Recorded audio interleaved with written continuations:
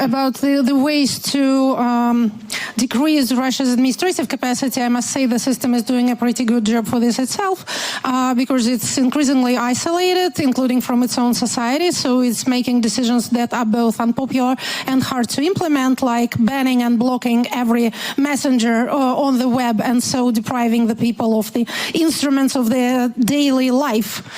So the fabric of everyday existence is now being transformed by the war, while preserving the appearance of normalcy was such an important task for our particular regime, making people believe that nothing is happening.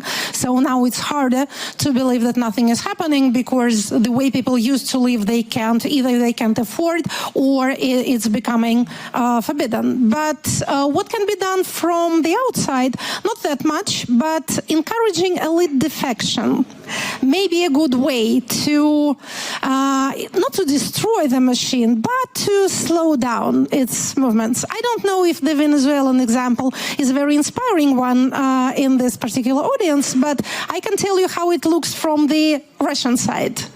Here's an example of how you can, well, be deprived of or get rid of your leader that got you into a tight corner, make a deal with them, with the United States, and remain in place.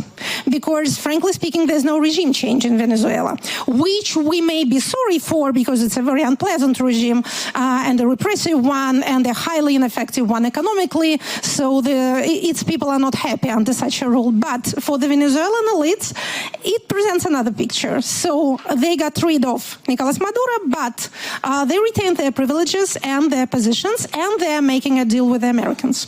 So I'm afraid I'm not preaching a very virtuous political doctrine here, but the question was not how to achieve peace and prosperity, but how to decrease Russian internal administrative capacity. That's how.